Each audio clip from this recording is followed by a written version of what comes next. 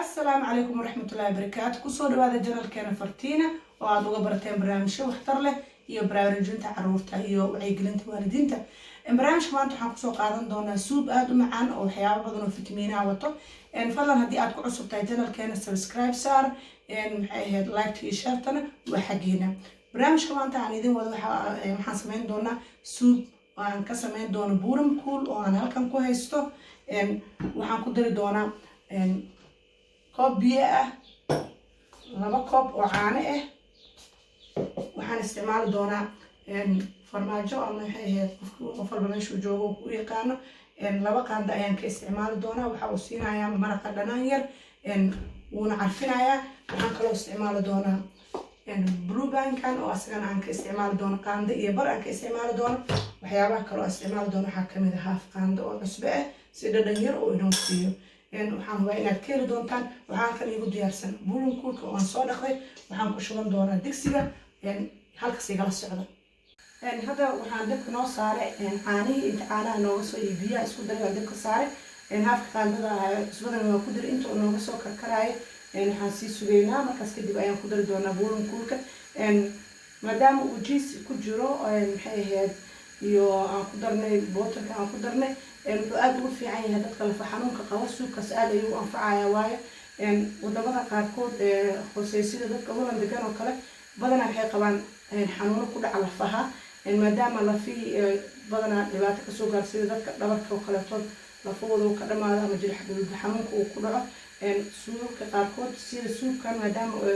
lagu dareeyo nafaqooyin kala duwan aad ayuu u anfacayaa caruurta waad siisan kartaa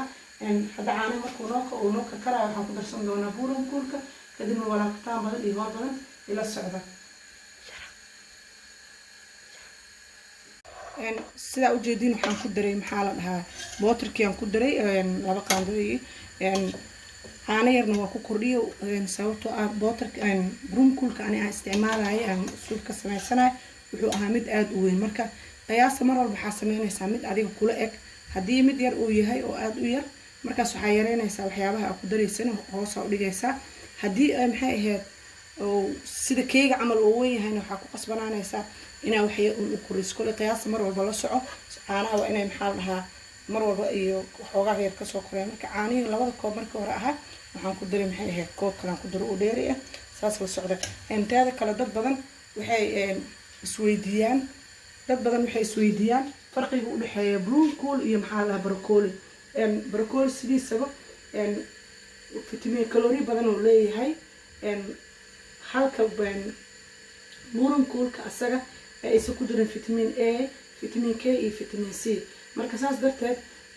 badanaa waxaa isticmaalaan oo aad u anfacaa dadka rabaan inay miisaanka iska dhimaan oo aan rabin inay maxay ahayd laakiin adiga dhinaca kale waa inaad dhaqdhaqaaq badan sameysaa aad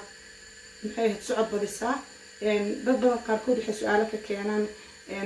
haddii aan joogto u cuna maxaa dhici karo waxaa dhici karta mararka qaarkood dadka qaar inuu maxay ahayd oo dhinaca digestiveka ama waxay ahayd oo dibri waxyaabahaas u keeno ama biyo badan caban marka adiga go-aami waqtigaa rabti inaad isticmaasho isbuuci hal mar hadduu ku anfacayo okay isbuuci laba mar okay laakiin mar walba ku xisaabtan wax walba oo bata ama maxay ahayd wuxuu leeyahay dhibaatadiisana wuu leeyahay waxyaaba uu ku keeni karo wuu leeyahay laakiin waayeelada dadka lafaha problemka qabay dadka weight loss-ka miisaanka rabaan inay dhimaan aad u anfacaya marka ugu dambeysa ayaan ku dari doonaa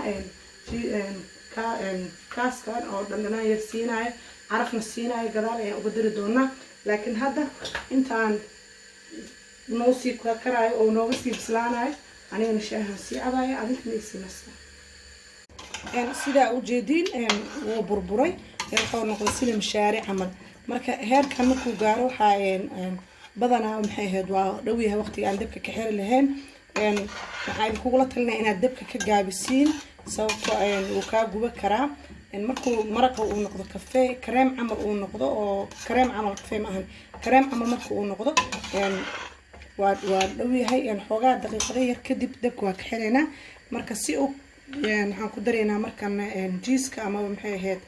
badarkii raay oo cusbada ku jirtay dhadhan uu siinayaa saas darteed waxaan ku darayaa laba qaando qaandada waxaan isticmaalaa midaan tan labadeeda ku darayaa asaga maxay ahayd ka dhigaya cream dhadhan macaan oo siinaya xoogaa dabka ku haynaynaa markaas kadib markuu si fiican isku dhex galo waa ka bixinaynaa insha allah teeda kale dadka qaarkood haddii ay rabaan waxay isticmaali karaan filfil ani hadda filfil kuma darin filfisha waa ku darsan kartaa wax yar oo filfil ah haddaa u baahan tahay maxaa la kabsar caleenta oo kale wax yar asagana waa ku darsan kartaa waayo maxay ahayd udugna way kuu siinaysaa dhadhankana maxay ahayd way sii macaynaysaa mar walbana way faa'iidooyinka way sii kordhinayaan maadaama maraqan uu yahay maraq fitamiin badan ku jiro isla markaana high fiber leh dadka qaarkood waxay ku taliyaan dadka qabaan thyroidka ama waxa loo yaqaan dadka holan ku nool u yaqaan isqiil kaliirka in aysan badsanin waayo maxay ahayd wuxuu sababaa thyroidka inuu maxay ahayd xoogaa oo aad u kiciyo isbuuci hal mar waa iska beela waayo dadka kale aan thyroidka iyo waxaas qabin way cabi karaan 3 mar iyo meelahaas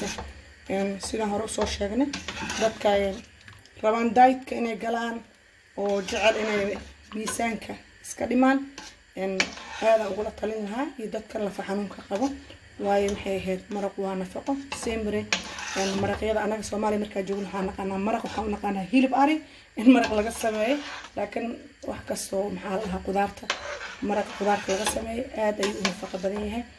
kana ma ku sii jirto waxa uu ka sameeyay waa caano waa maxay ahayd butter subag jiiska iyo maxaa la dhahaa iyo buuran kuulka marka nafaqooyinkiisu waa way kala daran yihiin waa high fiber ku jiro energy ku siinaya hamogaanin ayaa idin leeyahay fadlan aan marka idin xasuusiyo channelka Fartiina waa channel asaga loogu talagalay baraarujinta waalidiinta barnaamij arrimaha carruurta kala kaaga faa'iideynayo sida korinshaha carruurta barbaarintooda waxyaabaha ku saabsan dhibaatooyinka ay la kulmaan hooyooyinka kaligood nool waxyaabo badan ayaa soo socda fadlan marka haddii aad channelka ku cusub tahay waxaan ku leenahay subscribe ta saar aanan nagala daalin inaad share gareyso lala wadaagto haddii aad ka hesho asxaabtaada kale aad sii gaarsiiso sida ujeedid wax yar ayaa dhiman marka ujeedin wax yar ayaa dhiman marka aan isla socono hadda waa kasoo dejiyay waa shiidaya markaas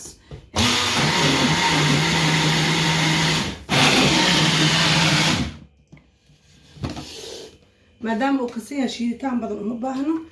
waa kaasaa waa diyaar wuxuu noqday kareemkaas aa ujeediin maadaama uu nafaqooyin fara badan ay ku jirto nafaqooyinka faa'iidooyinka uu leeyahay waxaa kamid ah dadka wuxuu caawiyaa sidoo kale maskaxda qaybaheeda kala duwan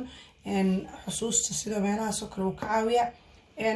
فيتامين بدن سيدي فيتامين كي فيتامين سي وحياة بدن أكو جرو مركب هاي كلها تلين لها أسبوعي هالمالين إن عرفت وصوت تورتان أما ويلا ده أما تذكر وين اسم فقيان تذكر بين ميسان كسكردان سيدي ذو أكله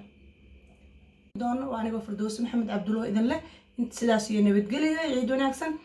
فلان أنا جاي المعلم أنا جنس أنا سبسكرايب تعب أشكسيسو